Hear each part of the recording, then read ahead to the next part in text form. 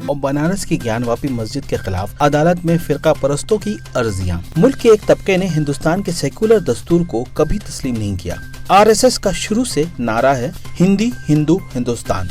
RSS Hindustan में पैदा होने वालों को हिंदू करार देता है और उनकी घर वापसी के लिए इसरार करता है। गुज़श्ता साल जब सुप्रीम कोर्ट ने शहीद बाबरी मस्जिद की जगह राम मंदिर बनाने का रास्ता साफ कर दिया, तभी से फिरका परस्तों के हौसले काफी बढ़ गए हैं।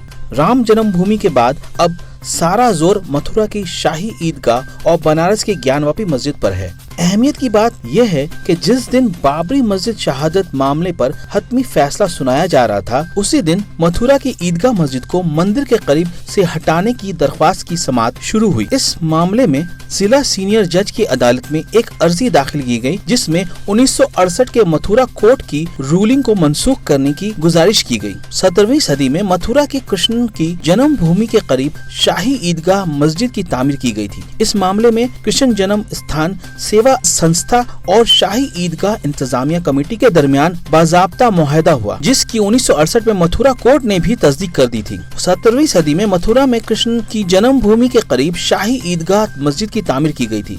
इस मामले में कृष्ण जन्म स्थान सेवा संस्था और शाही ईदगाह इंतजामिया कमेटी के दरमियान बाज़ाब्ता मुआहदा हुआ था, जिसकी 1968 में मथुरा कोर्ट ने भी तस्दीक कर दी थी।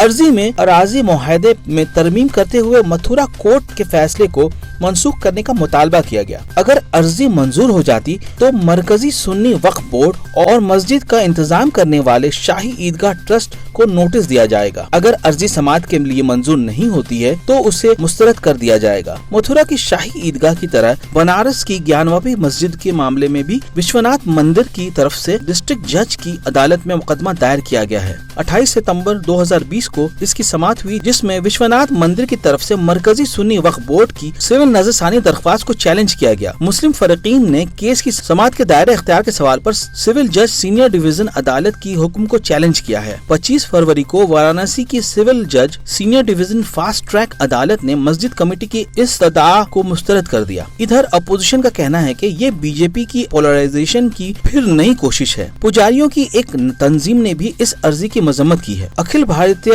तीर्थ पुरोहित महासभा ने अर्जी के दाखिल किए जाने के बाद उसकी मजम्मत की है। नरसिम्हा राव के जमाने में जब बाबरी मस्जिद शहीद की गई थी और राम मंदिर बाबरी मस्जिद तनाज़ा अपने शबाब पर था, तो हुकूमत ने इबादतगाह एक्ट मंजूर किया था, जो ऐसी तमाम इबादतगाहों में किसी तरह की तब्दीली को रोकता है, जो उन्हें 15 अगस्त 1947 को हासिल थी। राम मंदिर जन्मभूमि के हक में सुप्रीम कोर्ट के फैसले के बाद फिरका परस्तों के हौसले बहुत बढ़ गए हैं। चुनांचा अब उनका सारा जोर मथुरा की शाही ईदगाह और बनारस की ज्ञानवापी मस्जिद पर है। यकीन है कि इबादतगाह एक्ट की रोशनी में अदालत गड़े मुर्दे उखाड़ने की इजाजत नहीं देगी और हालात जूं के तूं रखे जाएंगे।